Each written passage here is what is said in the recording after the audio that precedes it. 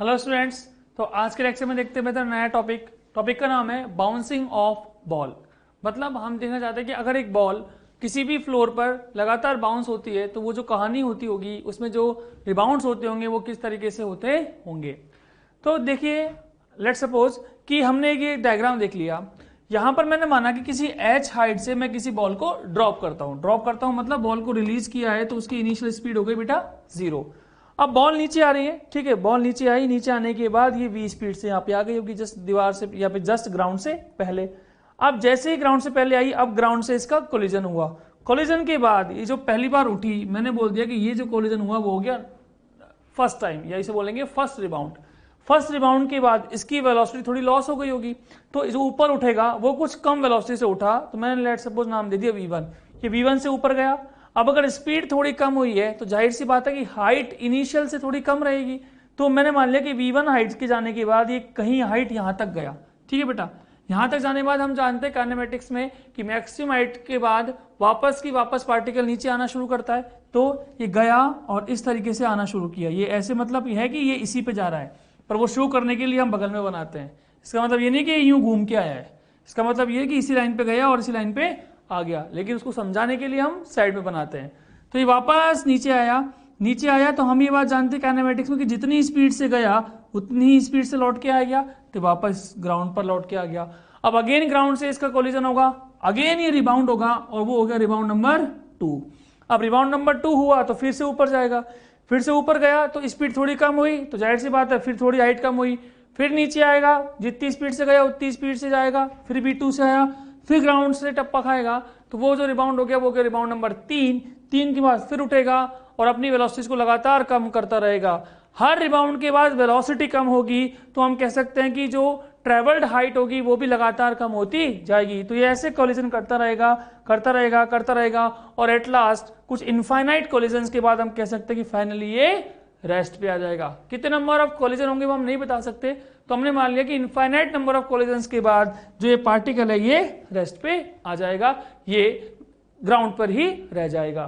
तो ये है basically bouncing of a ball. या फिर हम सिंपल कह सकते हैं कि सिर्फ वर्टिकल अपवर्ड डायरेक्शन में बाउंसिंग ऑफ अ बॉल, कि अगर किसी बॉल को वर्टिकली डाउनवर्ड नीचे फेंका जाए तो, या वर्टिकली अपवर्ड फेंका जाता तो भी यही केस होता, बस एक ऊपर से वाला केस और जुड़ जाता। तो वर्टिकल डाउनवर्ड किसी बॉल को फेंके तो उसमें जो बाउंसिंग ऑफ बॉल की जो स्ट्रक्चर बनेगी, बाउंसिंग ऑफ बॉल का जो चार्ट बनेगा, बाउंसिंग ऑफ बॉल की जो कहानी होगी वो कुछ इस तरीके से चलती ही रहेगी। तो इसी को लिखा हुआ है बेटा कि let a ball fall from a height h and let it touch the ground with a velocity v। तो मैंने मान लिया था कि ग्राउंड पर ये v वेलोसिटी से टच करने वाली है। Time t to reach the ground, और टाइम जो लगता है इसको ग्राउंड में आने का t लगता है, स्मॉल t, ठीक है। अब एक बात तो हम जानते हैं कि बेटा जो v वेलोसिटी होगी, अगर वो u बराबर 0 से ड्रॉप हुई है तो जो h हाइट ट्रेवल करने के बाद जो इसकी वेलोसिटी होगी वो √2gh होगी, और जो टाइम लगेगा इसको वो लगेगा √2h/g। ये हम जानते हैं कि अगर h हाइट से कोई पार्टिकल या किसी बॉल को ड्रॉप किया जाता है तो उस केस में जो वेलोसिटी हो जाती है h हाइट के बाद वो हो जाती है √2gh, और जो टाइम टेकन होता है h हाइट ट्रेवल करने में वो होता है √2h/g। ये कहां से लेके आए हम? वी नो इन काइनेमेटिक्स में हम ये बातें जानते हैं, तो मैंने वही लिख दिया, वी नो इन काइनेमेटिक्स, ठीक है। कि जो ग्राउंड पे आने से पहले जो वेलोसिटी, जस्ट ग्राउंड पे पहले आने पे जो वेलोसिटी होगी वो √2gh हो जाएगी और टाइम हो जाएगा √2h/g। तो आगे लिखा हुआ लेट v1 v2 v3। तो v1 मतलब फर्स्ट रिबाउंड के बाद वेलोसिटी, 2 का मतलब सेकंड रिबाउंड के बाद वेलोसिटी, 3 का मतलब थर्ड रिबाउंड के बाद वेलोसिटी, और and so on with the velocities immediately after first, second, third and so on collisions with the ground. तो वही मैं बोल रहा हूं कि अगर मैं v1 लिख रहा हूं बेटा तो v1 का मतलब है फर्स्ट टाइम कोलिजन के बाद जो वेलोसिटी हुई होगी बॉल की। v2 का मतलब हो गया 2 से पकड़े, v2 का मतलब सेकंड रिबाउंड के बाद बॉल की वेलोसिटी, v3 का मतलब थर्ड रिबाउंड के बाद बॉल की वेलोसिटी। तो यही कहानी यहां पर है। अब हम बारीकी से एक एक चीज समझते हैं कि मान लो 3 रिबाउंड हो जाते तो उसके बाद जो बॉल है उसकी वेलोसिटी क्या होती, बॉल की हाइट क्या होती, बॉल कितना टाइम लेता, बॉल का टोटल डिस्टेंस क्या होगा, वो सारे पैरामीटर्स जो हम काइनेमेटिक्स में पढ़ते थे वो हम अब बाउंसिंग ऑफ बॉल में पढ़ने वाले हैं। तो सबसे पहले स्टार्ट करते हैं बेटा velocity immediately after the nth rebound. nth का मतलब कि कोई भी एक अननोन या फिर कोई वेरिएबल n रिबाउंड हो, मतलब ऐसे अगर इस तरीके से बाउंस हो रही है, बॉल लगातार बाउंस हो रही है, तो एक अगर मान लो nth रिबाउंड हो, nth मतलब जैसे फर्स्ट रिबाउंड तो मतलब पहला rebound, second rebound, third rebound, fourth rebound, ऐसे करके मान लो कोई nth रिबाउंड हो, तो उसके बाद वेलोसिटी कितनी होगी। तो देखते हैं बेटा।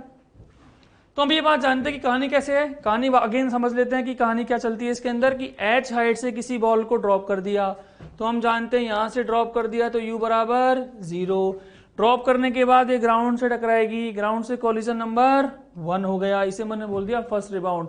फर्स्ट रिबाउंड के बाद ये बॉल ऊपर उठेगी किसी वेलोसिटी v1 से, तो मैंने मान लिया v1 से गई, v1 से गई। अब v1 की वेलोसिटी जो होगी वो v से थोड़ा कम हो जाएगी, क्योंकि कुछ वेलोसिटी लॉस हो गई होगी टक्कर में। तो अगर वेलोसिटी कम हुई तो हम कह सकते हैं कि अटेन्ड हाइट जो होगी वो भी कम होगी। तो आप देखेंगे तो ये हाइट इस हाइट से थोड़ा सा कम बनाया गया, ये इस हाइट तक गया, अब जो जाएगा वो आएगा, तो ये वापस आने लगा तो उतनी ही स्पीड से वापस आएगा। फिर दीवार से, फिर ग्राउंड से कोलिजन करेगा, तो वो हो गया कोलिजन नंबर 2 या रिबाउंड नंबर 2। तो आप ध्यान से देखें, तो 1 के बाद मैं 1 ले रहा हूं, और अब यहां नीचे आया, उसके बाद वापस उठेगा तो ये हो गया 2, तो 2 नंबर पे हो गया 2।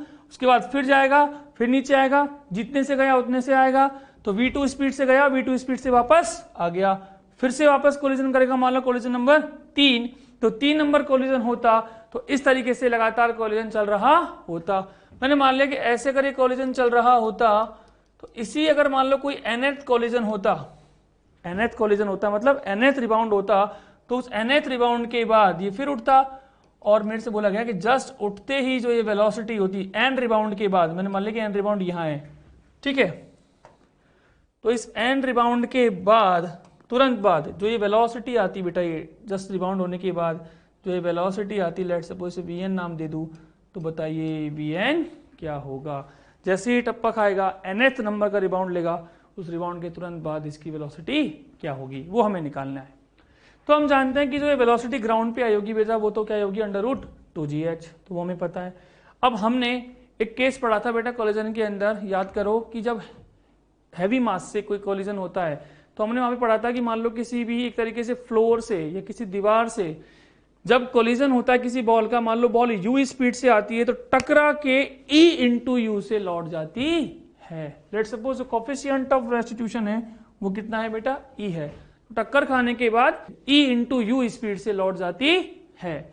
तो उसी तरीके से अगर यहां दीवार पर या दीवार को, मतलब जब भी मैं दीवार बोल रहा हूं बेटा, तो आपको उसको ग्राउंड ही मानना है, ठीक है। जब मैं दीवार करके बोल रहा हूं तो वो कोलिजन समझाने के लिए ही बोल रहा हूं, आप उसे एक तरीके से ग्राउंड ही बोले या ग्राउंड ही माने। तो जब ग्राउंड पे बात करें तो ग्राउंड पे अगर v से आएगा तो टकरा के e इंटू वी से लौट के जाएगा। तो एक बात तो तय है कि v1 का जो वैल्यू होगा वो होगा e इंटू वी, तो वही लिखा हुआ है कि v1 is equal to eb, और ये रिबाउंड हुआ है इसलिए हमने लिख दिया अपोजिट डायरेक्शन, क्योंकि जो v है वो इस डायरेक्शन में है डाउनवर्ड, और टक्कर खाने के बाद ये रिबाउंड होगा v1, तो इसकी डायरेक्शन है अपवर्ड, तो और वैल्यू है इसकी v1 is equal to e into v, तो वही लिखा हुआ है कि v1 equal to e into v in opposite directions. तो अब हम देखते हैं इक्वेशन वाइज कि कैसे इसको हम सॉल्व करते हैं। तो हमें पता है कि v1 इक्वल टू क्या आ गया, ev आ गया, ठीक बात है। इस तरीके से ये v1 से गया और v1 से लौट के आ गया। फिर यहां पे अगर बात करें तो यहां पे क्या होगा, अगेन कोलिजन हुआ। इस पर्टिकुलर कोलिजन के लिए अगर आप देखें बेटा, इस कोलिजन के लिए तो अब क्या हो रहा होगा, इनिशियल स्पीड हो गई v1, मतलब ऐसा कह सकते हैं कि अगेन वो ग्राउंड पर v1 स्पीड से आया, तो टक्कर खा के भी e इंटू वी1 स्पीड से ही लौटेगा। मतलब अब की बार जो स्पीड होगी टक्कर के बाद, फर्स्ट रिबाउंड के बाद, वो हो जाएगी e टाइम्स ऑफ v, और सेकेंड रिबाउंड के जस्ट बाद हो जाएगी e इंटू वी1। तो वही लिखा हुआ है कि अगर v2 की बात करूं तो वो क्या हो जाएगी, v2 कौन सी है बेटा, ये वाली, ये कौन सी होगी, इसके e टाइम्स, तो ये कितनी है v1, तो v1 का e टाइम्स, तो e इंटू वी1, तो वो लिखा हुआ v2 equal to e into v one. अब अगर v1 की वैल्यू यहां से पुट कर दे तो देखो क्या हो जाएगा, v2 is equal to e into इस v1 का वैल्यू यहां से पुट कर दिया। अब अगर यहां से पुट कर दिया तो क्या हो गया, e इंटू तो क्या बन गया, v2 is equal to e square v। अब अगर आप ध्यान से देखें तो जब फर्स्ट रिबाउंड के बाद वेलोसिटी निकाल रहे थे तो e की पावर भी 1 थी। जब सेकंड रिबाउंड के बाद वेलोसिटी निकाल रहे हो तो e की पावर भी 2 है। इसी तरीके से अगर थर्ड रिबाउंड की निकालनी होती या फिर थर्ड रिबाउंड के बाद वेलोसिटी निकालनी होती तो यहां पर e की पावर 3 हो जाती। अगर 4 के बाद निकालना होता तो e की पावर 4 इंटू वी हो जाता है। तो ऐसे अगर nth रिबाउंड के बाद निकालनी होती तो vn का मतलब velocity of ball after the nth rebound, nth rebound के बाद जो वेलोसिटी होती वो हो जाती e की पावर n इंटू वी। और ये v कौन सी वेलोसिटी है? v वो वेलोसिटी है जिससे पहली बार जो बॉल थी वो ग्राउंड से टकराई थी, जिसकी वैल्यू थी √2gh। और अगर √2gh की वैल्यू पुट कर दें तो vn बराबर आ गया e की पावर n इंटू √2gh। यहां पर जो ये e है बेसिकली ये हमें बताया बेटा ये क्या है? Coefficient of restitution. हम बोल सकते हैं कोफिशिएंट ऑफ रेस्टिट्यूशन। तो यहां से हम समझ गए कि कभी भी अगर मैं आपसे बोलूं कि nth रिबाउंड के बाद वेलोसिटी क्या होगी तो आप बोलोगे e की power n into √2gh। h है वो इनिशियल हाइट जहां से बॉल को हमने ड्रॉप किया था। तो यहां से अगर मैं आपसे पूछूं बताओ कि फिफ्थ रिबाउंड के बाद क्या वेलोसिटी होगी तो आप n का वैल्यू क्या पुट कर देंगे? 5। तो हो जाएगा v5 is equal to e की पावर 5 इंटू √2gh। तो ऐसे हम nth रिबाउंड के बाद वेलोसिटीज निकाल सकते हैं। आगे देखते हैं। नेक्स्ट है बेटा height attend by the ball after the nth rebound. मतलब nth रिबाउंड के बाद जो पार्टिकल है या जो बॉल है वो कितनी हाइट तक जाएगी। जैसे कि हमें पता है कि इनिशियली h हाइट से आती है तो बताना है कि nth रिबाउंड के बाद जो वो बॉल है वो कितनी हाइट तक ऊपर जाएगी। तो जैसे अगेन अपना डायग्राम देखते हैं। तो इनिशियली वो h हाइट से आई बेटा, ग्राउंड से पहले उसकी स्पीड हो गई थी v1, कोलिजन नंबर 1 हुआ जिसे हमने रिबाउंड नंबर 1 बोला, ऊपर गया किसी v1 स्पीड से, हाइट ट्रेवल की होगी कितनी बेटा? h1। फिर नीचे आया, जितनी स्पीड से गया उतनी से v1 से आया, फिर रिबाउंड नंबर 2 हुआ, फिर ऊपर गया, अब v2 स्पीड से गया तो किसी h2 हाइट तक चला गया, फिर अगेन v2 स्पीड से नीचे लौट के आ गया, फिर कोलिजन नंबर 3 हुआ, फिर ऊपर गया किसी v3 स्पीड से और हाइट h3 ट्रेवल की। ऐसे ही मान लो अगर nth में पूछता तो मान लो ये nth रिबाउंड ही है तो nth रिबाउंड के बाद क्या होता बेटा? ये कुछ इस तरीके से जाता किसी स्पीड vn से, और vn स्पीड से जाने के बाद ये कुछ इस तरीके से आ रहा होता। तो हम कह सकते हैं कि जो ये हाइट है बेटा, ये जो हाइट है वो हाइट ही हमें निकालनी है। अगर मैं मान लूँ कि ये जो हाइट थी ये है nth रिबाउंड में travelled height, let suppose hn, तो मुझे ये hn ही निकालनी है। मुझे hn निकालनी है कि ये hn क्या आएगी वो मुझे देखना है। तो निकालते हैं बेटा। तो मुझे एक बात तो पता है कि v का स्पीड जो होगा वो निकल के आएगा कितना? v का स्पीड जो निकल के आएगा वो निकल के आएगा √2gh, और जो इनिशियल हाइट है वो है h। तो उन्हीं का यूज करते हैं कि v1 इज इक्वल टू क्या है? e into v. ये हमने देखा ही था कि फर्स्ट रिबाउंड के बाद अगर मुझे वेलोसिटी निकालनी है तो वो e की पावर 1 कर दो। फर्स्ट निकालना है तो फर्स्ट पावर e की, थर्ड निकालना है तो e के ऊपर थर्ड पावर। तो v1 इक्वल टू क्या हो गया? e into v. तो अब अगर v1 में देखें तो v1 कितना होता है बेटा? √2gh1, क्योंकि अगर जितने से जा रहा है उतने से लौट के आ रहा है। तो यहाँ से इस v1 की अगर मैं वैल्यू लिखता तो वो कितनी हो जाती? √2gh1। तो वही लिखा हुआ है √2gh1, that is equal to e times of v का वैल्यू मुझे पता है कि जो v होता है वो निकल के आता है √2gh। तो उसी को मैंने यहाँ पे पुट कर दिया, इस वैल्यू को यहाँ पुट कर दिया, तो ये हो गया e इंटू √2gh। इसमें अगर देखें तो देखो बेटा इस √2g से ये √2g कैंसिल आउट हो गया, और अगर हम दोनों तरफ स्क्वायर ले लें तो यहाँ पे हो जाएगा h1 equal to e square h। h1 equal to e square h। h1 मतलब फर्स्ट रिबाउंड के बाद कितनी हाइट तक गई बॉल, बराबर ई स्क्वायर इंटू एच। और देखें अगर v2 के देखें, यहीं पर अगर वापस देखें v2, तो v2 के लिए क्या लिखेंगे बेटा? मुझे पता है यहाँ पर 2 है तो e की पावर कितने लगा देंगे? 2। तो ये क्या हो जाएगा? v2 is equal to e square into v. Again मुझे पता है कि इस v की वैल्यू √2gh है, तो मैंने वही किया। नेक्स्ट की √2gh2 मैंने मान लिया क्या हो गया? √2gh2 that is equal to e square into v के वैल्यू वापस कितना रख दिया? √2gh। अगेन इस √2g से √2g कैंसिल आउट हो गया और मैंने दोनों तरफ स्क्वायर लिया, तो ये बन जाएगा h2 इज इक्वल टू ई की पावर 4 इंटू h। तो अब हम बार बार सॉल्व नहीं करते, हम 2 से हम आइडिया लगा लेते हैं कि क्या एक तरीके से जो जनरल ट्रेंड चल रहा होगा या फिर क्या जनरल इक्वेशन बन रही होगी। तो यहां अगर ध्यान से देखें तो जब यहां 1 है तो e की पावर 2 है, समझ रहे हैं। जब यहां 2 है तो यहां e की पावर 4 है। मतलब हम कह सकते हैं कि यहां 1 है तो यहां 2 इंटू 1 है, यहां 2 है तो यहां 2 इंटू 2 है। इसी तरीके से अगर मुझे HN निकालनी होती, nth रिबाउंड के बाद हाइट निकालनी होती, तो वो हो जाती e की पावर 2n इंटू एच। तो वही लिखा हुआ है सिमिलरली HN जो निकल के आएगा वो निकल के आएगा e की पावर 2n इंटू एच। वहां पर जो h है वो इनिशियल हाइट है जिससे हमने बॉल को इनिशियली फॉल किया था या इनिशियली रिलीज किया था। तो ध्यान देने वाली बात क्या है कि nth रिबाउंड के बाद जो वेलोसिटी निकल के आई थी उसमें e की पावर n थी कि vn बराबर e की पावर n, और जब हमने हाइट निकाली तो हाइट के लिए निकल के आ रहा है, वो निकल के आ रहा है e की पावर 2n इंटू एच। अगर हम देखें तो पीछे देखें बेटा, तो यहां पर जो vn निकल के आया वो निकल के आया e की पावर n इंटू √2gh, और जो हमारे पास ये निकल के आया है hn वो निकल के आया e की पावर 2n इंटू एच। तो ऐसे हम nth रिबाउंड के बाद हाइट भी निकाल सकते हैं और nth रिबाउंड के बाद हम वेलोसिटी भी निकाल लेते हैं।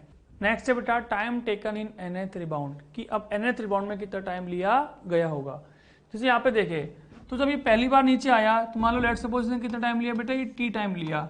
तो ये जो t का वैल्यू है वो कितना है √2h/g, जहां पर जो h है वो इसकी इनिशियल हाइट है जहां से हमने इस बॉल को रिलीज किया। तो ये यहाँ पर हुआ रिबाउंड हुआ पहली बार, ठीक है। तो पहली बार जब रिबाउंड हुआ तो ये जिसने इस हाइट को ट्रेवल करने में कितना टाइम लिया वो हमें निकालना है कि पहले रिबाउंड में कितना टाइम लिया गया, ऐसे सेकंड रिबाउंड में कितना टाइम लिया गया, थर्ड रिबाउंड में कितना टाइम लिया गया। तो ऐसे अगर रिबाउंड चल रहे हैं तो nth रिबाउंड में कितना टाइम लिया गया होगा। तो चलिए कैसे करें, तो मैं इसको देखता हूँ कि मुझे पता है सेकेंड इक्वेशन से कि जो हाइट होती है वो निकल के आती है। यहाँ पर अगर हम बात करें बेटा तो हाइट निकालने का तरीका क्या हो सकता है कि इनिशियल स्पीड, अगर मैं यहाँ से बात करूँ तो इनिशियल स्पीड कितनी है 0, तो प्लस हाफ इंटू जी इंटू T1 का स्क्वायर, ये हो जाएगा 0 प्लस हाफ इंटू जी T1 का स्क्वायर। तो ये जो हमने निकाल लिया, तो मुझे कभी भी अगर हाइट निकालनी पड़ती है, अगर मैं 1 की बात करूँ तो हाइट 1 की बात करूँ तो हाइट 1 क्या हो जाती है, हाइट 1 हो जाती है हाफ जी T1 का स्क्वायर। और हाइट 1 का मतलब क्या है बेटा, हाइट 1 का मतलब हो गया फर्स्ट रिबाउंड के बाद कितनी हाइट तक गया, और T1 का मतलब क्या हो गया फर्स्ट रिबाउंड में कितना टाइम लिया। तो वही हमने लिखा हुआ है। हमें पता है कि h1 बराबर क्या होता है e स्क्वायर इंटू एच। मतलब अगर h वाले फॉर्मूले में हम n का वैल्यू 1 पुट कर दें तो h1 बराबर क्या हो जाएगा e स्क्वायर इंटू एच। अब h1 की वैल्यू क्या है हाफ जी T1 का स्क्वायर, तो वो रख देता हूँ हाफ जी T1 का स्क्वायर, दैट इज बराबर e स्क्वायर। सिमिलरली h की वैल्यू क्या हो जाएगी हाफ जी टी स्क्वायर, अगर यहाँ से h निकालोगे तो क्या हो जाएगा हाफ जी टी स्क्वायर। इस हाफ जी से ये हाफ जी कैंसिल हो जाएगा, तो क्या बच जाएगा T1 स्क्वायर बराबर e square into t square. T1 मतलब फर्स्ट रिबाउंड में कितना टाइम लिया उसका स्क्वायर बराबर e square into t square. Square root ले लें तो ये बन जाएगा T1 बराबर e इंटू टी, तो ये बन गया T1 बराबर e इंटू √2h/g। वापस ध्यान देना बेटा, यहाँ फर्स्ट है तो यहाँ भी फर्स्ट है, e की पावर भी 1 है। नेक्स्ट देखते हैं, तो h2 क्या हो जाता है e की पावर 4h, क्योंकि यहां पर अगर मान लो n की वैल्यू 2 पुट की हो तो जो h2 बन जाता है वो क्या बन जाता है e की पावर 4h, ठीक है। अब h2 क्या हो जाएगा हाफ जी T2 का square, that is equal to e की power 4 into half g t का स्क्वायर। अगेन हाफ जी से ये हाफ जी कैंसिल आउट, तो क्या बच जाएगा T2 का स्क्वायर इक्वल टू e की power 4 t square. Again square root ले ले तो ये T2 बराबर हो जाएगा e स्क्वायर इंटू टी। फिर देखें यहां 2 है तो यहां भी 2 है, तो T2 बराबर क्या हो गया e स्क्वायर, टी का वैल्यू फिर पुट कर दिया √2h/g। तो ध्यान से देख लेना कि जब 2 था तो e की पावर भी 2 था। तो अगर nth निकालना होता तो आप एक सिंप्लीफाई रिलेशन से समझ गए, आप एक जनरलाइजेशन से समझ गए कि एक सीक्वेंस फॉलो हो रहा है। क्यों, जब यहां 2 था तो यहां भी 2 था, जब यहां 1 था तो यहां भी 1 था, तो अगर यहां n है तो यहां भी n होगा। तो Tn जो होगा वो हो जाएगा e की पावर n इंटू √2h/g। तो ये हमने निकाल लिया time taken in nth rebound. Next heading है बेटा total time taken in bouncing, मतलब इस टोटल बाउंसिंग में कितना टाइम लिया गया होगा, या फिर इसे हम और बोलते हैं total time elapsed before the ball stops, कि फाइनली जब बॉल स्टॉप होगी तो उस टाइम तक कितना टाइम लग चुका होगा जब हमने बॉल को रिलीज किया उससे, और जब इनफाइनाइट कोलिजन्स के बाद जब बॉल स्टॉप हो गई होगी तो उस पूरी घटना में कितना टाइम लगा होगा, या फिर टोटल टाइम ऑफ जर्नी कितना होगा वो हमें निकालना है। तो ये बात तो बेटा हम जानते हैं कि इनिशियली बॉल ये एच हाइट ट्रेवल की, तो मुझे पता है कि इनिशियल टाइम कितना लगा हो, लेट सपोज टी, तो इस टी का वैल्यू मुझे पता है। फिर टी का वैल्यू आया होगा बेटा, वो निकल के आया होगा √2h/g। ठीक है, अभी हम केवल टी की फॉर्म में बात करें तो ये टी से बॉल जो है टी टाइम ले रही है पहली बार नीचे आने में। अब हुआ कॉलिजन नंबर 1, कॉलिजन नंबर 1 के बाद ये ऊपर गया, मान लो इसने यहाँ पर कॉलिजन में t1 टाइम लिया, ये हमने निकाला था कि nth रिबाउंड में कितना टाइम लेते हैं, मान लो इसमें यहाँ पर t1 टाइम लिया। अब जितना जाने का उतना ही आने का, ये तो हम काइनेमेटिक्स में सीखे ही हैं कि ऊपर जाने का टाइम इज इक्वल टू नीचे आने का टाइम, क्योंकि अगर यहाँ पर भी हम कोई एयर वगैरह कुछ नहीं मान रहे हैं, एयर ड्रैग नहीं मान रहे हैं, केवल हम मान रहे हैं कि एक्सीलरेशन ड्यू टू ग्रेविटी लग रहा है हवा के अंदर, तो जितनी टाइम जाने में लेगा उतना टाइम आने में लेगा। तो मतलब t1 टाइम जाने में और t1 टाइम आने में, तो यहां जो टाइम आएगा वो हो जाएगा 2t1, पहले रिबाउंड के लिए टाइम 2t1। अब दोबारा से रिबाउंड नंबर 2 होगा तो फिर ऊपर जाएगा, मान लो ऊपर जाने में टाइम लिया t2, तो t2 जाने में और t2 आने में, तो यहां पर जो टाइम लिया जाएगा वो लिया जाएगा ट्वाइस ऑफ t2। तो ऐसे मैंने लिखा हुआ है कि टोटल टाइम जो होगा वो बेसिकली कैसे ऐड किया गया होगा, t पहली बार आने का प्लस 2t1, 2t1 किसका बेटा, इस जाना प्लस आना, मतलब इस जो घटने का टाइम हुआ होगा वो टाइम कितना हुआ होगा 2t1, जाना और आना। उसी तरीके से जब कॉलिजन नंबर 2 हुआ तो ऊपर गया, लेट सपोज t2 टाइम लिया रिबाउंड में जाने में और t2 टाइम ही आने में, तो सेकेंड रिबाउंड के लिए जो टाइम आया होगा वो आएगा 2 इंटू t2, ऐसे आगे वाले के लिए आएगा 2 इंटू t3, तो इस तरीके से आगे चलता रहेगा t plus 2t1 plus 2t2 plus 2t3 and so on. ये हमने क्या निकाल रहे हैं हम, टोटल टाइम। ठीक है भाई, अब हमें पता है कि t equal to t plus 2। अब t1 की वैल्यू कैसे रखें, हमने अभी सीखा था कि जो फर्स्ट रिबाउंड में टाइम लेता है वो होता है e इंटू टी, क्योंकि हम याद करो हमने पढ़ा था बेटा कि अगर मुझे कभी भी t की पावर n निकालना हो, सॉरी tnth निकालना हो, tnth का मतलब nth रिबाउंड में कितना टाइम लिया गया हो, तो tn निकालने का जो तरीका था वो क्या था, e की पावर n इंटू टी। अब अगर n की वैल्यू 1 रख दें तो t1 बराबर क्या हो जाएगा, e इंटू टी, तो वही लिखा हुआ है t1 बराबर कितना आ गया, t1 बराबर आ गया बेटा e इंटू टी, तो ये हो गया t प्लस 2et, फिर t2 लिखूंगा तो वो क्या हो जाएगा e स्क्वायर टी, तो ये हो गया plus 2e square T, plus अगर मान लो यहाँ पर 2t3 और होता तो प्लस 2 इंटू ई की power cube into T and so on, इस तरीके से आगे तक चलता जाता।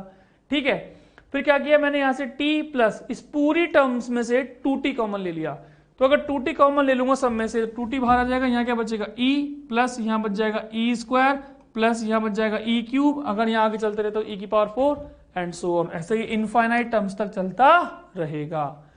तो अब अगर इसको ध्यान से देखें तो मुझे एक बात पता है बेटा कि ये इस टर्म्स को मैं देखूं, अगर मैं इसको ध्यान से देखूं और मुझे याद हो बेसिक मैथ्स की बातें, तो ये एक तरीके से बेसिकली बेटा बन गई है एक जीपी जो कि इनफाइनाइट टर्म्स तक है, मतलब ये है एक इनफाइनाइट जीपी, और इनफाइनाइट जीपी का जो सम होता है उसका जो फॉर्मूला अगर आपको याद हो तो उसका जो फॉर्मूला होता है वो होता है a/1 माइनस आर।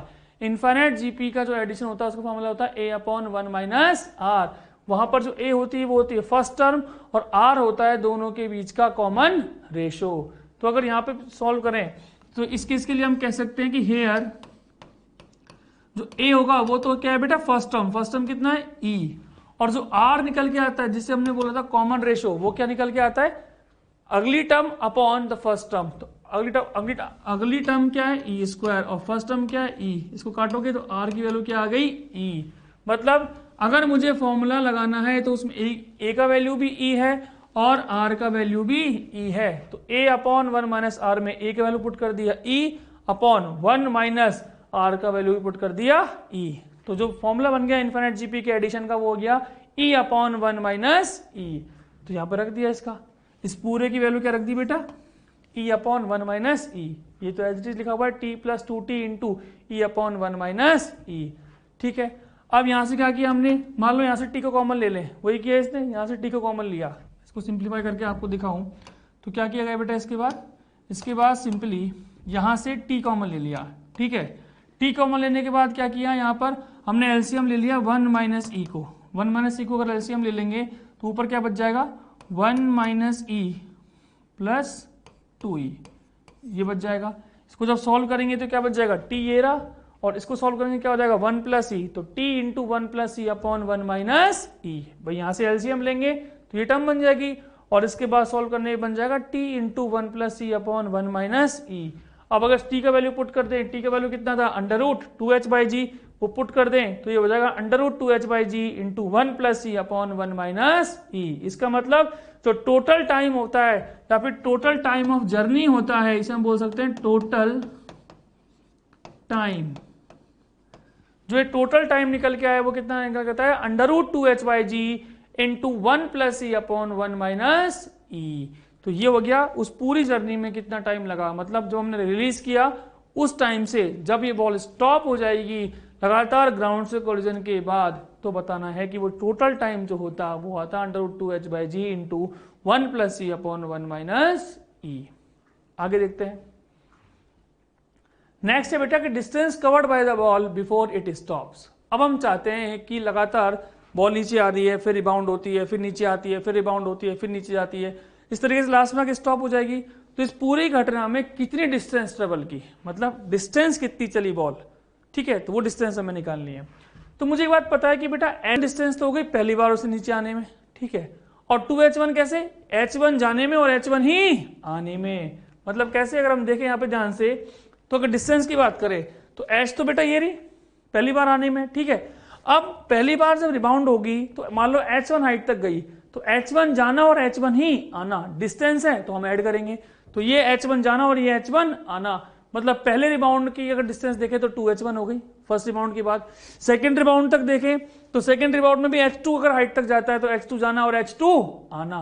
मतलब अगर हम टोटल डिस्टेंस लिखेंगे तो कैसे लिखेंगे h1 h तो कौन सी है बेटा जो पहली बार आया, प्लस ट्वाइस ऑफ h1 मतलब फर्स्ट रिबाउंड के बाद जाना प्लस आना, plus twice into h2 second rebound के बाद जाना प्लस आना। तो इस तरीके से हम लास्ट में सारी की सारी इनको इनफाइनाइट टर्म्स को ऐड करते रहेंगे एंड सो ऑन, ठीक है भाई। अब मुझे h1 h2 इन सब की वैल्यूज रखना आना चाहिए। वो मुझे याद है कि h1 मतलब अगर हाइट का फॉर्मूला अगर आपको याद हो तो जो hn हमने निकाला था बेटा वो निकाला था e की पावर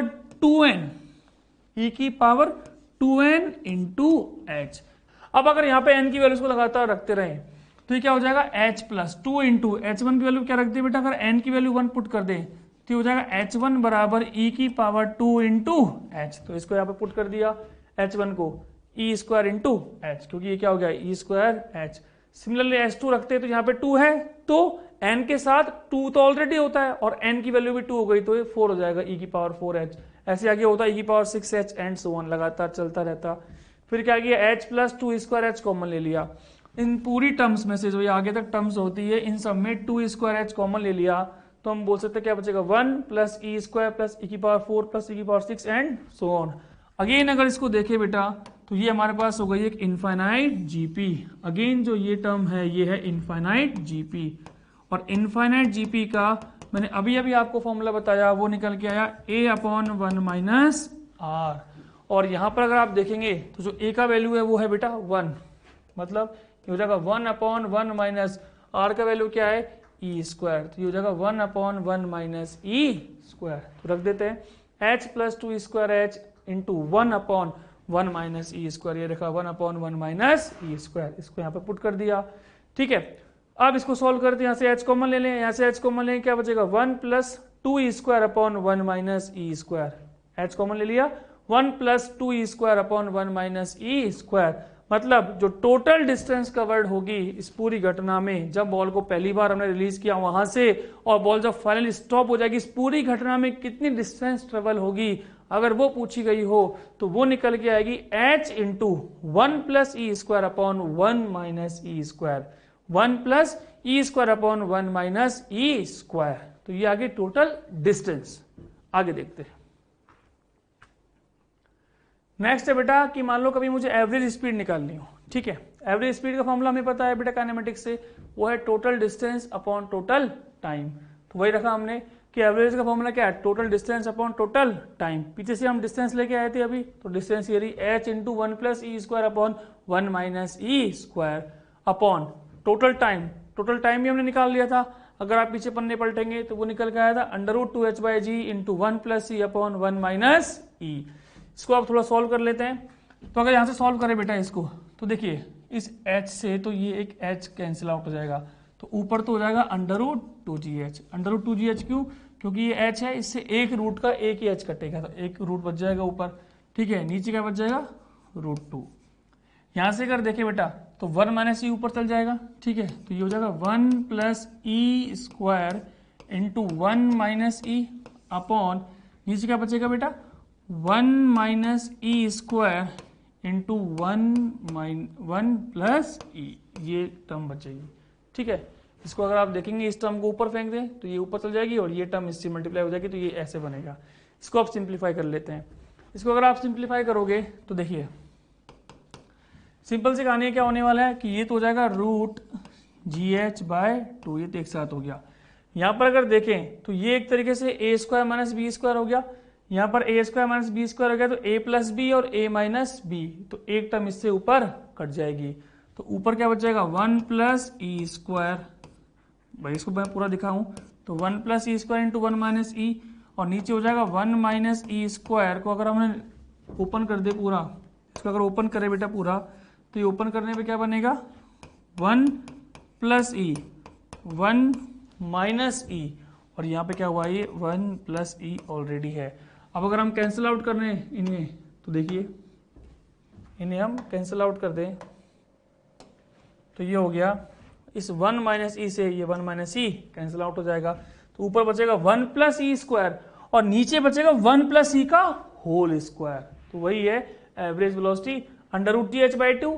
ऊपर है बेटा 1 प्लस ई स्क्वायर, ई के ऊपर स्क्वायर है, और नीचे है 1 प्लस ई का होल स्क्वायर। तो इसको याद रखने में ध्यान रखें कि जो एवरेज स्पीड का फॉर्मूला है वो है √2gh/2 into 1 plus e square upon 1 plus ई का होल स्क्वायर। आगे देखते हैं। नेक्स्ट है बेटा एवरेज वेलोसिटी। अगर मान लो कभी एवरेज वेलोसिटी निकालनी पड़ जाए तो, अब एवरेज वेलोसिटी जो फॉर्मूला होता है वो होता है total displacement upon total time. अब अगर ध्यान से देखें टोटल डिस्प्लेसमेंट की कहानी सोचे तो वही काइनेमेटिक्स में जो आपने पहली बार पढ़ा, डिस्टेंस और डिस्प्लेसमेंट वैसे सोचे। डिस्टेंस था लगातार वो जितना पार्टिकल पाथ लेंथ चलता है, और डिस्प्लेसमेंट था final position minus initial position. तो आप देखें अगर पार्टिकल लगातार कोलिजन करने के बाद ऐसे ऐसे करते करते करते करते करते करते लास्ट में रुक जाता है, तो डिस्प्लेसमेंट जो चला वो तो केवल h ही हुआ, क्योंकि डिस्प्लेसमेंट है final position minus initial. Finally वो किस में आ गया बेटा, रेस्ट में, और इनिशियली कहा था इस किसी h हाइट पर, तो उसका डिस्प्लेसमेंट होगा वो तो h ही होगा। इसका डिस्प्लेसमेंट कितना h अपॉन टाइम। टाइम जो घटना में सेम ही था, जो इस वाले केस में टाइम रखा वो यहाँ रख दिया, √2h/g into 1 plus e upon 1 minus e. एक h से रूट का एक h कट जाएगा, तो उस तरीके से ये हो जाएगा √gh/2 into 1 minus e upon 1 plus e. ये मेरे पास निकल गई एवरेज वेलोसिटी, और वो हो गई एवरेज स्पीड। तो एवरेज स्पीड और एवरेज वेलोसिटी की आप वैल्यूज को देखेंगे तो वो अलग अलग आएंगी। तो इस तरीके से हम सारे पैरामीटर्स को निकाल सकते हैं। आगे मैंने हेडिंग लिखी हुई नीड टू रिमेंबर, का मतलब जो सारे फॉर्मूले अभी हमने पढ़े हैं वो बेसिकली हमारे को सीधे याद ही होने चाहिए। आपको ऐसा लग सकता है कि पहली बार याद करना थोड़ा मुश्किल हो, लेकिन अगर सीधा क्वेश्चन आएगा तो या तो अगर आप समझ गए पूरी कंसेप्ट तो कंसेप्ट से निकाल सकते हैं, लेकिन उसमें थोड़ा टाइम ज़्यादा लग सकता है, या फिर आप पूरे के पूरे फॉर्मूलेज को लर्न कर सकते हैं। तो सारे फॉर्मूले मैंने आपको एक साथ लिखा दिए हैं, एक साथ एक ही तरीके से एक ही पन्ने में हो, इसलिए मैंने आप यहाँ पे बता रहा हूँ नीड टू रिमेंबर, मतलब सारे आपको याद रखने हैं। तो स्टार्ट करते हैं अपन ने इस लेक्चर में। पहले क्या पढ़ा था, पहले हमने पढ़ा था velocity after the nth rebound. तो वेलोसिटी अगर nth रिबाउंड निकालनी हो तो vn जो निकलेगी वो निकलेगी e की power n into initial speed जो आया था नीचे उससे कितना आया था √2gh। तो vn बराबर e की power n into √2gh। Second हमने पूछा था height attend by the ball after the nth rebound. nth rebound के बाद कितनी हाइट तक जाएगा, तो वो निकल के आएगी hn बराबर e की power 2n into h, e की power 2n into h। Next था बेटा हमारे पास टोटल टाइम। टोटल टाइम से पहले था time taken in nth rebound, कि अगर nth रिबाउंड हो तो उसमें कितना टाइम लिया गया होगा, तो वो tn निकल के आया था e की पावर n इंटू √2h/g। ये इनिशियल टाइम, मतलब हर फॉर्मूले में अगर आप देखेंगे तो e की पावर कुछ इंटू इनिशियल फैक्टर है, यहाँ पर देखें तो e की power n into initial velocity, height में देखें e की power 2n into initial height, time में देखें e की पावर n इंटू इनिशियल जो टाइम लगा नीचे आने में, इस तरीके से लिखा हुआ था। तो ये जो रिमेंबर पॉइंट्स है वो बेसिकली ये 3 है, ये 3 हमें याद अच्छे से होने चाहिए क्योंकि मैक्सिमम क्वेश्चन जो होते हैं वो इन 3 से ही हो जाते हैं। फिर भी अगर हमें मॉड्यूल के क्वेश्चन भी करने हैं और मैं आपको जो होमवर्क दे रहा हूँ वो आपको सॉल्व करने हैं, तो आपको ये नीचे के फॉर्मुलेज भी याद होने चाहिए। नंबर 4 था टोटल टाइम इन टेकन, कि पूरी जर्नी में कितना टाइम लिया गया था, वो फॉर्मूला निकल के आया √2h/g, वो इनिशियल टाइम का, इंटू 1 + e अपॉन 1 - e, ऊपर आएगा प्लस में, तो 1 + e अपॉन 1 - e। नेक्स्ट था बेटा distance covered by the ball before it stops, कि बताइए पूरी घटना में कितनी डिस्टेंस बॉल ने चली, तो वो निकल के आई s बराबर h into 1 + e² upon 1 - e², h into 1 + e² upon 1 - e²। Next था बेटा एवरेज स्पीड, कि बताइए इस पूरी घटना में एवरेज स्पीड क्या थी, तो वो निकाला था हमने total distance upon total time से, और निकल के आई थी √2gh/2 इंटू 1 + e², इसको ध्यान से याद रखेंगे, 1 + e² अपॉन 1 + e का होल स्क्वायर, नीचे होल स्क्वायर है और ऊपर केवल e पर स्क्वायर है। नेक्स्ट है एवरेज वेलोसिटी, उसका फॉर्मूला निकल के आया था v एवरेज बराबर √gh/2 upon 1 - e upon 1 + e। तो ये सारे फॉर्मूले जो है मैंने नीड टू रिमेंबर के आगे एक साथ लिख दिए हैं। तो जो बेटा अपन ने अभी नीड टू रिमेंबर में जो फॉर्मूले पढ़े थे उन्हीं पे बेस्ड कुछ क्वेश्चंस देखते हैं। पहला क्वेश्चन है a ball of mass 1 kg is dropped from 20 metre height, कि 20 मीटर की हाइट से 1 kg की बॉल को ड्रॉप किया गया है। Then find velocity of ball after second collision, कि सेकंड कोलिजन के बाद वेलोसिटी क्या होगी बॉल की। सेकंड क्वेश्चन है maximum height attend by the ball after the second collision, कि सेकंड रिबाउंड के बाद बॉल की मैक्सिमम जो स्पीड मैक्सिमम हाइट है वो क्या होगी। और नेक्स्ट है average speed for the whole interval, कि इस पूरी घटना में इस पूरी जर्नी में एवरेज स्पीड क्या रहेगी। गिवन है हमें E = 0.5 और G का वैल्यू है 10 मीटर/सेकेंड²। तो सबसे पहले हमें निकालनी है बेटा velocity of ball after second collision. तो पहले हम देखते हैं गिवन पैरामीटर्स हमारे पास क्या है, कि पहले है m = 1 kg, h = 20 मीटर और E की वैल्यू दे रखी है 0.5। तो सबसे पहले हमें निकालनी है बेटा वेलोसिटी। हम जानते हैं कि वेलोसिटी का जो फॉर्मूला था वो था Vn = e⁻n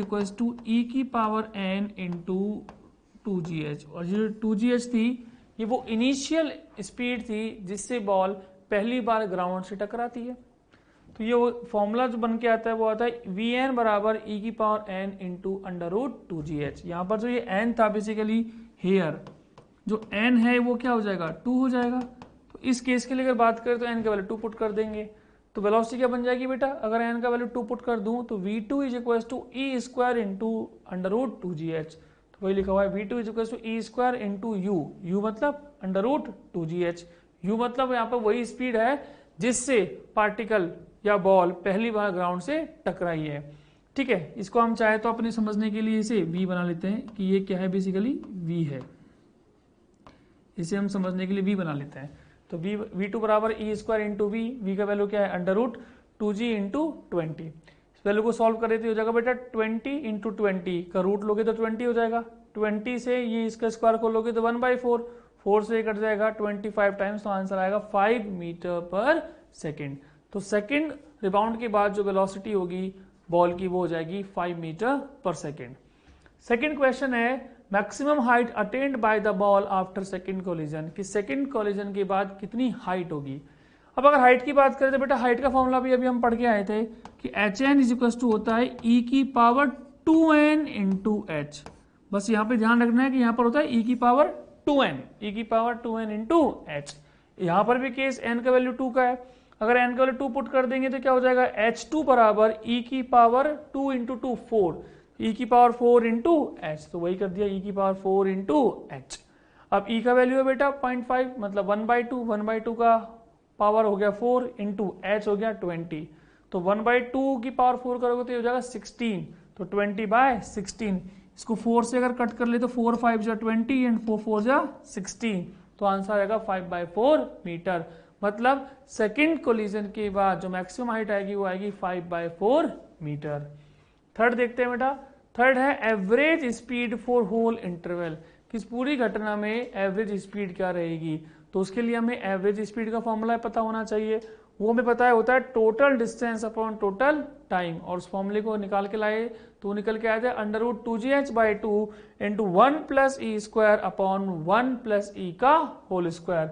अब अगर इसके अंदर बेटा वैल्यूज को पुट करें तो जी का वैल्यू क्या है 10 और हाइट है मेरे पास 20 अपॉन 2, ये तो बेटा रूट में हो गया, ठीक है। और 1 प्लस ई स्क्वायर, तो अगर आप देखें तो 1 प्लस ई मतलब ई का वैल्यू है 0.5, तो 0.5 का स्क्वायर करेंगे तो 0.25, तो ऊपर अगर लिखेंगे तो ये हो जाएगा बेटा 1 प्लस 0.25 अपॉन नीचे है 1 प्लस ई, तो ये हो जाएगा 1.5 का होल स्क्वायर, तो हो जाएगा 2.25, ठीक है। इसको और आगे अगर सॉल्व करें तो यहाँ पे कट जाएगा बेटा 10 टाइम्स, तो ये हो जाएगा 100, तो 100 का हो जाएगा 10, और यहाँ पे क्या हो जाएगा 1.25 और ये हो जाएगा 2.25।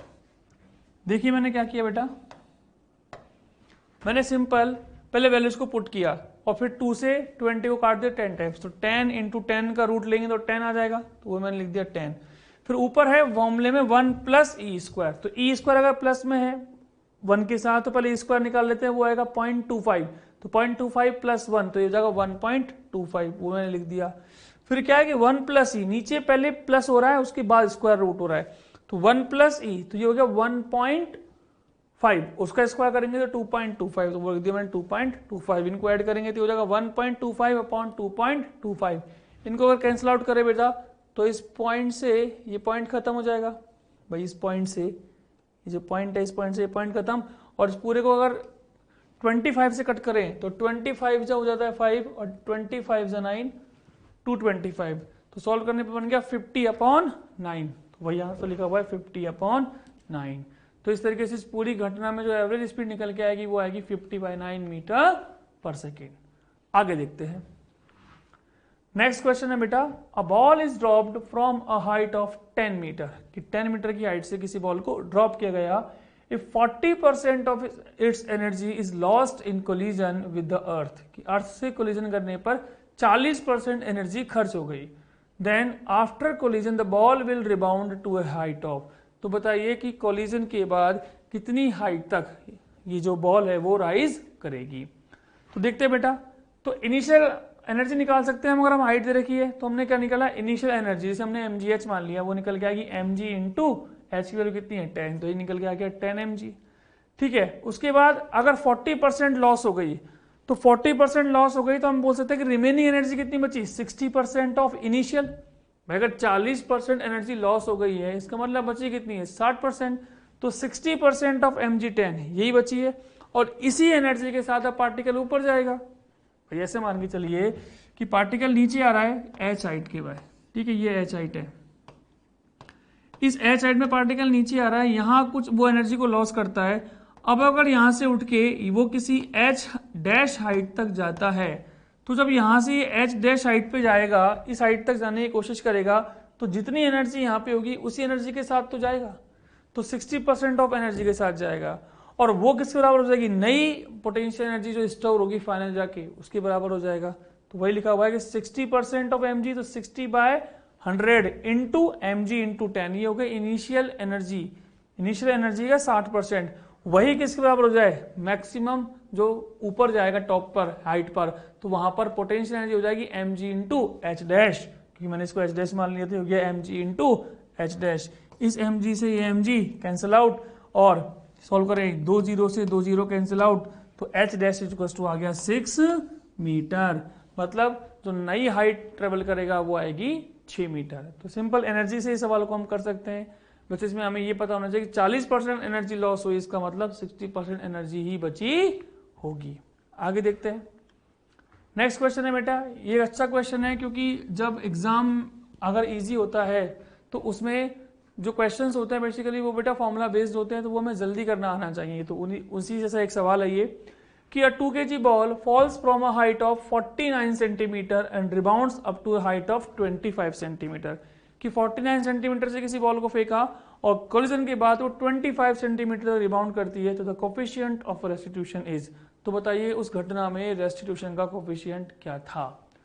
तो देखिए हम ये बात जानते हैं बेटा, अगर हम सॉल्यूशन की बात करें तो मैं एक बात जानता हूं कि कॉलिजन के बाद लेट सपोज मैंने h1 हाइट मान ली, तो h1 जो हाइट होती है वो होती है e स्क्वायर इंटू h, ये हम जानते हैं। अगर फर्स्ट हाइट की बात करें तो h1 इक्वल टू क्या होता है e स्क्वायर इंटू h।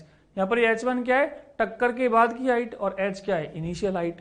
तो अगर यहाँ से e निकाले बेटा तो e क्या निकलेगा, h1 बाय h का अंडर रूट, ये निकलेगा। e की वैल्यू क्या हो जाएगी, h1 बाय h का अंडर रूट, क्योंकि ये e स्क्वायर है। अब h1 हाइट जो थी बेटा वो कोलिजन के बाद की, और h थी कोलिजन से पहले की। तो हियर अगर हम बात करें तो जो h1 है वो कितनी है बेटा, कि rebounds up to height of 25 centimetre, तो ये है 25 सेंटीमीटर। और जो इनिशियल हाइट है h वो दे रखी है हमें 49 सेंटीमीटर। दोनों वैल्यूज को पुट कर देते हैं, तो h1 है बेटा हमारे पास कितना 25 और h है 49, इसका स्क्वायर रूट। तो e का वैल्यू सोल्व करने पे आएगा, ये हो जाएगा 5 और ये हो जाएगा 7, तो ये हो जाएगा e इज इक्वल टू 5/7। और अगर ऑप्शन में ऐसे ना देके पॉइंट्स में दे रखा हो तो हम बोल सकते हैं ये हो जाएगा 0.71। तो इस तरीके से भी आंसर आ सकता है इसका 0.71 या 5/7। इसको अगर सॉल्व करेंगे तो क्या हो जाएगा 0.71। तो इस तरीके से हम इसका क्वेश्चन को सॉल्व कर सकते हैं। सिंपल हमें हाइट का फॉर्मूला पता होना चाहिए कि हाइट जो होती है अगर फर्स्ट रिबाउंड की बात करें तो हो जाएगी ई स्क्वायर इंटू एच। आगे देखते हैं, नेक्स्ट क्वेश्चन है बेटा, a rubber ball is dropped from a height of 5 metre on a plane. किसी भी 5 मीटर के प्लेन पर 5 मीटर से किसी भी रबर बॉल को ड्रॉप किया गया, where the acceleration due to gravity is unknown. मतलब जहां पर भी ये काम हो रहा है वहां पर हमें जी का वैल्यू नहीं पता है कि मतलब एक्सीलरेशन ड्यू टू ग्रेविटी वो कितना है। On bouncing rises to 1.5 metre, जैसे बाउंस किया उसके बाद 1.5 मीटर तक राइज करता है। The ball loses its velocity on bouncing by a factor of. तो बताइए कितने फैक्टर से उसने अपनी वेलोसिटी को बाउंसिंग में खो दिया।